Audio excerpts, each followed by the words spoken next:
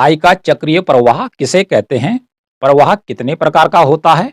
गत वीडियो में मैंने आपको ये बतलाया था। आज हम इस वीडियो में जानने वाले हैं कि मौद्रिक प्रवाह किसे कहते हैं और अर्थव्यवस्था के विभिन्न क्षेत्रों में आय के चक्रीय प्रवाह के कौन-कौन से मॉडल होते हैं। तो सबसे पहले बात कर लेते हैं वास्तविक प्रवाह की, क्योंकि जब वास्तविक प्रवाह होगा तभी जाके आर्थिक प्रवाह का भी जन्म होता है। तो जो वास्तविक प्रवाह है ये चलता था वस्तु विनिमय प्रणाली में, कि जबकि वस्तुएं अदला बदली की जाती थी और मनुष्य अपनी जरूरतों को पूरा करता था। तो तब मुद्रा का आविष्कार नहीं हुआ था, मुद्रा नाम की कोई चीज नहीं थी। तो वस्तु विनिमय प्रणाली में जब लेन देन वस्तुओं के द्वारा किया जाता था तो बहुत सारी कठिनाइयों का सामना करना पड़ा। सामान एक जगह से दूसरी जगह उठा के ले जाओ, यातायात के साधन नहीं थे, जो वस्तुएं ज़्यादा हो जाती थी उनको स्टोर नहीं कर सकते थे, बचा कर नहीं रख सकते थे। जैसे मांस है, सब्जी है, दूध है, फल है, उनको लंबे समय तक बचा कर नहीं रखा जा सकता था, वो सड़ जाती थी तो उसका घाटा होता था। तो वर्तमान में क्या होता है, यदि फल, सब्जियां, दूध यदि मार्केट में बेच दो तो पैसा जाता है, तो सड़ता नहीं है। तो मुद्रा के आने से यही लाभ हुआ कि वस्तु विनिमय के अंदर जो समस्याएं आ रही थी, जो कठिनाइयां आ रही थी, वो दूर हो गई। तो बात कर लेते हैं कि मौद्रिक प्रवाह किसे कहते हैं, अर्थात अर्थव्यवस्था के विभिन्न क्षेत्रों में मुद्रा किस प्रकार से घूमती रहती है, एक हाथ से दूसरे हाथ में जाती है, तीसरे हाथ में जाती है और इस प्रकार से अर्थव्यवस्था के अंदर चलती रहती है। तो बात करते हैं कि मौद्रिक प्रवाह किसे कहते हैं या मनी फ्लो किसे कहते हैं। तो परिभाषा होगी कि फर्मों द्वारा घरेलू क्षेत्र, जो घरेलू क्षेत्र है इसी को ही परिवार भी कहते हैं और इंग्लिश में कहते हैं इसको हाउस होल्ड सेक्टर। तो जो फर्मों द्वारा घरेलू क्षेत्र की साधन सेवाओं का भुगतान मुद्रा में करना एवं घरेलू क्षेत्र द्वारा फर्मों में उत्पादित वस्तुओं और सेवाओं का क्रय करके उसका भुगतान मुद्रा में ही करना मौद्रिक प्रवाह कहलाता है। ये परिभाषा है, इसको आपने याद करना है। परिभाषा क्या बतला रही, दोनों जगह देखिए, फर्मों द्वारा अर्थात जो फर्में होती हैं वो वस्तुओं का, सेवाओं का उत्पादन करती हैं, तो इनके उत्पादन के लिए इन्हें घरेलू क्षेत्र या परिवार से साधन सेवाओं की जरूरत पड़ती है और उन साधन सेवाओं का जब ये इस्तेमाल करते फर्में, उत्पादक जो कल कारखाने हैं इनका प्रयोग करते हैं, तो इनका जो पारिश्रमिक होता है, इनकी जो तनख्वाह होती है उसका भुगतान करना पड़ता है, तो वह मुद्रा में किया जाता है। ओके, दूसरा भाग में आ रहा है कि फर्मों द्वारा जो वस्तुएं और सेवाएं उत्पादित की जाती हैं वह घरेलू क्षेत्र द्वारा खरीदी जाती हैं और उसका भुगतान भी घरेलू क्षेत्र फर्मों को मुद्रा के द्वारा करता है। अर्थात दोनों जगह जो भुगतान हो रहा है वह मुद्रा के द्वारा हो रहा है, पैसों के द्वारा हो रहा है। तो इस प्रकार से ये सिस्टम काम करता है और इसी को कहते हैं मौद्रिक प्रवाह। अब जो ये मौद्रिक प्रवाह है इसका अब हम डिटेल में अध्ययन करने वाले हैं कि ये किस प्रकार से काम करता है। तो मौद्रिक जो प्रवाह है यहां पर देखिए 1 और 2 अर्थात इसके अलग अलग मॉडल हैं, लेकिन हम सबसे पहले आय के चक्रीय प्रवाह का 2 क्षेत्रीय मॉडल पढ़ेंगे। या समझिए ये मौद्रिक प्रवाह को भी बतलाएगा और आय के चक्रीय प्रवाह के 2 क्षेत्रीय मॉडल का भी यही उत्तर होगा। अब इसको कैसे समझेंगे हम, यहां पर क्या करेंगे, आप घरेलू क्षेत्र या परिवार या हाउस होल्ड सेक्टर लिखेंगे। दूसरे भाग में आप फर्में या उत्पादक क्षेत्र लिखेंगे, फर्म्स या प्रोड्यूसर सेक्टर। अर्थात इसके 2 अंग हो गए, 1 और 2। ठीक है, आय की चक्र प्रवाह का ये 2 क्षेत्रीय मॉडल हो गया। 2 क्षेत्र कौन सा हुआ, पहला हो गया घरेलू क्षेत्र और दूसरा हो गया उत्पादक क्षेत्र। अब दोनों अलग अलग हैं, घरेलू क्षेत्र है और ये उत्पादक क्षेत्र है। अब जो फर्म है वो किसी वस्तु का यदि उत्पादन करती है अर्थव्यवस्था में, तो उन्हें क्या चाहिए, उत्पादन करने के लिए यदि फैक्ट्री लगानी है तो जमीन चाहिए, काम करने के लिए मजदूर चाहिए, पूंजी चाहिए और साहस चाहिए। इतनी चीजों की जरूरत पड़ेगी, तब जाके उत्पादन का कार्य शुरू कर पाएंगी फर्म। तो फर्मों को ये चीजें जैसे भूमि है, श्रम है, पूंजी है और साहस, ये कहां से मिलेगा, तो ये मिलेगा देश में रहने वाले लोगों से, जिसको कहा जा रहा है घरेलू क्षेत्र या परिवार। तो परिवार या घरेलू क्षेत्र को फर्में प्रदान करेंगी ये वाली चीजें, 1 2 3 4। तो इस प्रकार से आप क्या करेंगे, यहां से एरो बनाएंगे और इस प्रकार से इसका अर्थ हुआ तीर इधर को बना। तो इसका मीनिंग हो गया, ये जो साधन सेवाएं हैं घरेलू क्षेत्र द्वारा किसको, फर्मों या उत्पादक क्षेत्रों को प्रदान की जाएंगी, दी जाएंगी। ओके, अब इसके बदले में जब भूमि, श्रम, पूंजी, साहस, यहां ये सारी साधन सेवाएं यहां काम करेंगी, वस्तुओं और सेवाओं का उत्पादन करेंगी, तो इनको भी क्या चाहिए, पारिश्रमिक चाहिए। ठीक है, भूमि का किराया पड़ेगा, श्रम काम करेगा, लेबर काम करेगी तो मजदूरी देनी पड़ेगी, पूंजी है तो ब्याज देना पड़ेगा, साहस है तो लाभ उसको देना पड़ेगा। तो अब इसका भुगतान कौन करेगा, क्योंकि ये तो आ रहा है घरेलू क्षेत्र से। अब फर्में इसका भुगतान क्या करेंगी, जैसे यहाँ पे लिखा है भूमि का होगा लगान, श्रम का होगा मजदूरी, पूंजी का होगा ब्याज और साहस का होगा लाभ। तो ये हो गया साधन भुगतान और ये है साधन सेवाएं। अब फर्म जब इनका प्रयोग करेंगी तो इस इधर से हमने क्या करना है, एरो खींचना है इधर को। इसका मीनिंग हुआ कि साधन सेवाओं के बदले अब फर्मों द्वारा लगान, मजदूरी और ब्याज के रूप में इसका भुगतान परिवार या घरेलू क्षेत्र को किया जाएगा, और वो भी किस रूप में, मुद्रा के द्वारा किया जाएगा। किसके द्वारा किया जाएगा, मुद्रा के द्वारा किया जाएगा। तो अब देखिए, साधन सेवाओं की सहायता से फर्मों ने वस्तुओं और सेवाओं का उत्पादन किया। ठीक है जी, साधन सेवाओं की सहायता से, कारक सुविधाओं की सहायता से, ये हो कारक सुविधाएं। उसके बदले में इनका भुगतान फर्मों ने क्या किया, सारा पेमेंट कर दिया किसको, परिवार के या घरेलू क्षेत्र को। तो पैसा इधर का कहां चला गया, परिवार के पास चला गया। अब फर्म के पास क्या बचा, अब फर्मों के पास क्या बचा, उत्पादक क्षेत्र के पास क्या बचा, कि जिन वस्तुओं और सेवाओं का उत्पादन साधन सेवाओं ने किया था, अब इसको कौन खरीदेगा। अब फर्मों द्वारा उत्पादित जो वस्तुएं और सेवाएं हैं वह क्या की जाएंगी, अब यहां से एरो बनाना है और इधर को एरो बनाना है। इसका मीनिंग हो गया कि यहां जो उत्पादक द्वारा उत्पादित वस्तुएं सेवाएं हैं, लिखा वस्तु सेवाएं का कर है वो घरेलू क्षेत्र द्वारा किया जाएगा, देश में रहने वाले लोगों के द्वारा किया जाएगा। और उसके बाद जब घरेलू क्षेत्र, इधर से क्या होगा, वस्तुएं और सेवाएं यहां पर लिखना है, लेगा तो फिर भुगतान करना पड़ेगा किसको, घरेलू क्षेत्र को। और उसके बाद इधर से फिर मनी का जो फ्लो होगा, प्रवाह, वो किधर को होगा भाई, फर्मों के पास होगा। तो जो पैसा है, अर्थात माना देखो, लगान के रूप में, मजदूरी के रूप में, ब्याज के रूप में और लाभ के रूप में, 20 कम 20, 20 दूनी 40, 20 तीस 60, 20 चौक 80 रुपये मान लीजिए किसको प्राप्त हुए, घरेलू क्षेत्र को प्राप्त हुए। एक साल बता रहा हूं कि फर्मों ने क्या किया, लगान दिया 20 रुपया, ठीक है जी, मजदूरी दी कितनी, परिवार क्षेत्र को 20 रुपया, ब्याज दिया 20 रुपया, लाभ दिया 20 रुपया। तो ये 1 2 3 4, तो 20 चौको 80 रुपये। तो 80 रुपये फर्मों ने पेमेंट का क्या, घरेलू क्षेत्र को। ठीक है जी, पूरा का पूरा पैसा जो है किसके पास चला गया, घरेलू क्षेत्र के पास चला गया, उदाहरण के लिए। अब फर्मों के पास क्या रहा, फर्मों के पास रहेगा उत्पादित वस्तुएं और सेवाएं। ठीक है जी, अब इनको कौन खरीदेगा, अब इसको खरीदेगा कौन, घरेलू क्षेत्र।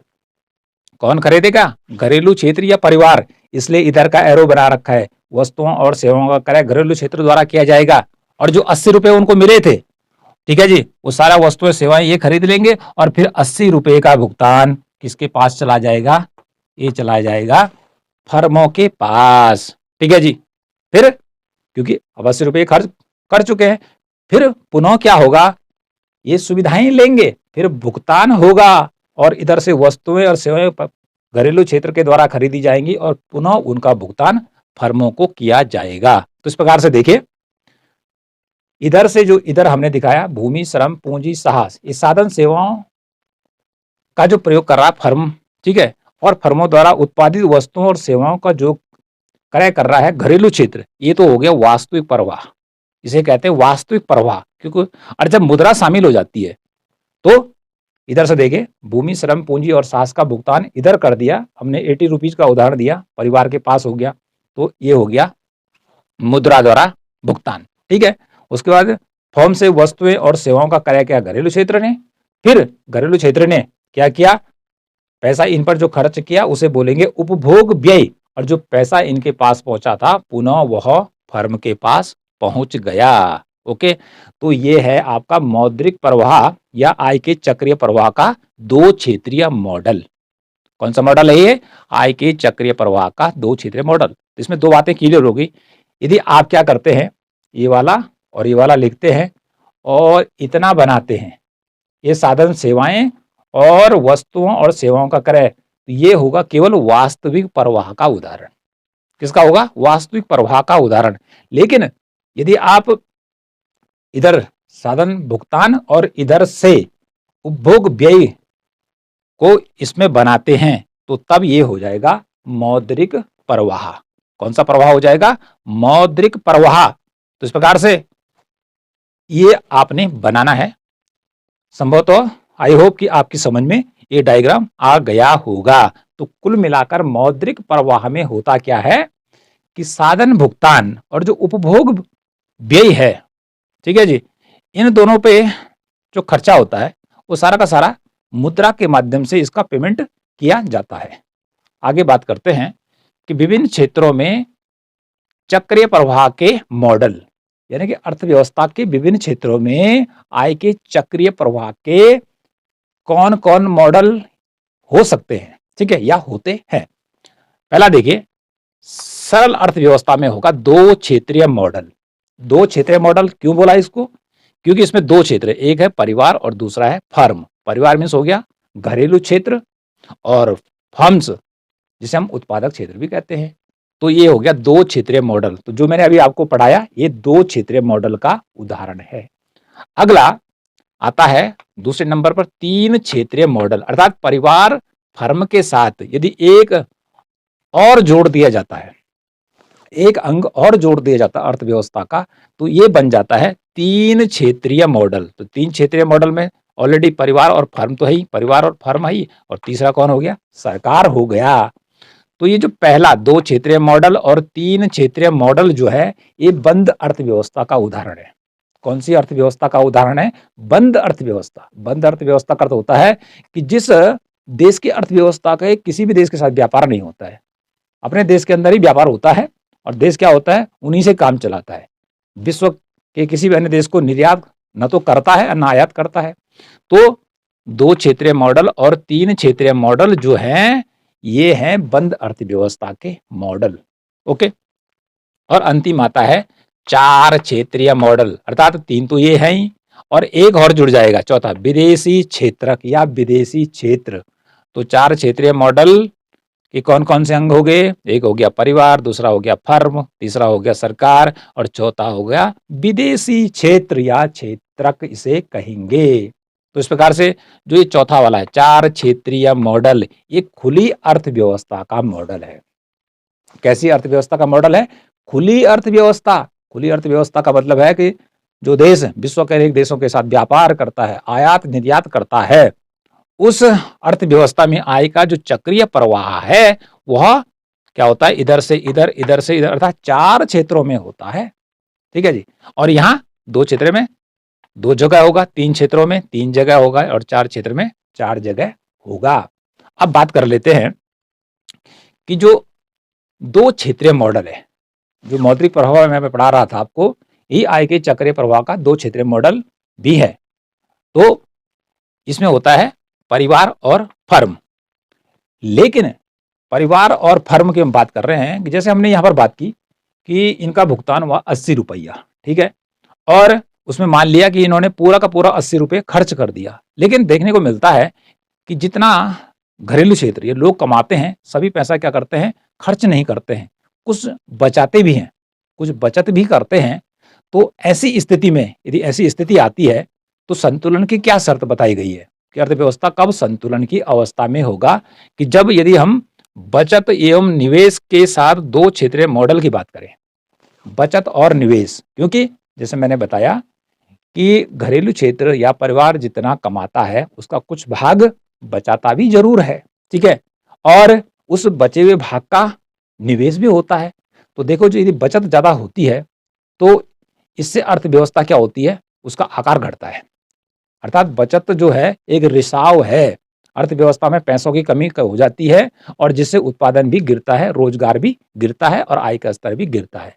लेकिन बचत और निवेश बराबर हो जाए, अर्थात जितनी बचत की पुनः उसको क्या कर दिया, निवेश में लगा दिया, तो फिर क्या होता है, आय का चक्रीय प्रवाह बढ़ जाता है, अर्थव्यवस्था का आकार बढ़ जाता है, आय का आकार बढ़ जाता है। इसलिए क्या कहा गया है कि बचत एवं निवेश के साथ दो क्षेत्रीय मॉडल में एक और जोड़ना पड़ेगा अभी यहां पर, और वो आएगा वित्तीय प्रणाली। ठीक है, वित्तीय प्रणाली या इसे कहेंगे मुद्रा बाजार। और मुद्रा बाजार में कौन आते हैं, मुद्रा बाजार में बैंक भी आता है, मुद्रा बाजार करते नहीं है केवल बैंक, इसमें शेयर बाजार भी आता है। वित्तीय कंपनी अर्थात जो वित्तीय लेन देन करती है, जहां आदमी पैसा जमा करता है, ठीक है जी, वहां से लेता है, ऐसा कोई भी वित्तीय संस्थान है, वो सारे के सारे संस्थान वित्तीय प्रणाली में आ जाएंगे या मुद्रा बाजार में आ जाएंगे। तो आदमी पैसा कहाँ जमा करता है, बचत कहाँ करेगा, बैंक में करेगा, ठीक है जी, लाभ कमाना है, लाभ ही कमाने के लिए तो बचत कर रहा है, तो या शेयर बाजार में लगाएगा, ठीक है, या LIC में लगाएगा। तो अब देखिए साम्य की शर्त क्या है भाई, बचत और निवेश के साथ, कि बचत और बराबर निवेश यदि दो क्षेत्रीय मॉडल में होता है, ठीक है, बचत बराबर निवेश होगा, ठीक है, S is equal to I, S for saving, I for निवेश, ये दोनों बराबर हैं, तो ये कहा जा सकता है कि अर्थव्यवस्था क्या है, संतुलन की अवस्था में स्थिर विकास चल रहा है। अर्थात बचत हुई माना 20 रुपया, ठीक है जी, और 20 रुपया ही क्या कर दिया, निवेश कर दिया, ठीक है, निवेश कर दिया, तो फिर क्या होगा, जो बचत हुआ था वो निवेश में लग गया, तो निवेश होगा तो फिर क्या होगा, उत्पादन बढ़ेगा। ओके, तो बचत एवं निवेश के साथ दो क्षेत्रीय मॉडल को हमने यहां पर समझना है। तो यहां पर अभी लिख दिया जाएगा, यहां पर लिखना है इसके साथ कब, बचत और निवेश के रूप में दो क्षेत्रीय मॉडल, कि जब हमने कहा कौन आ जाएगा, मुद्रा बाजार, मुद्रा बाजार आ गया, तो आदमी क्या कर रहा, 80 रुपए यहां से घरेलू क्षेत्र ने कमाए, ठीक है, जैसे हमने बताया कि व्यक्ति सारे पैसे खर्च नहीं करता है, और उन्होंने क्या किया, 80 में से टोटल ने यहां सेविंग कर दी, यहां से लगाते हैं, यहां सेव कर दिया 20 रुपया, मान लीजिए उदाहरण के लिए 20 रुपए सेविंग कर दी, ठीक है, 20 रुपए सेविंग कर दी, तो कितना बचेगा, 80 में से 20 घटा 60 रुपया, तो उसके बाद 60 रुपए ही फर्मों के पास पहुंचेगा, ठीक है, और बचत को एक रिसाव माना जाता है, जिससे कि निवेश के लिए कम पैसा बचता है और उत्पादन घटता है। अब दूसरा भाग देखिए, घरेलू क्षेत्र जो मुद्रा बाजार में बैंक में जो पैसा जमा किए थे 20 रुपए, और वही पैसे उत्पादक क्षेत्र द्वारा, इधर को एरो लगाना है और इधर लिखना है, इधर तो हो जाएगा बचत, ठीक है जी, यहाँ पर आप लिख देंगे बचत और यहाँ पर लिख देंगे निवेश, आप ही लिखेंगे ये निवेश। और जो यहाँ बचत की थी मुद्रा बाजार में, मुद्रा बाजार से बैंक से क्या करता है, फर्म उधार ले लेती है उस 20 रुपए को, तो फिर किस में आ जाएगा, उत्पादन करने में काम आ जाएगा।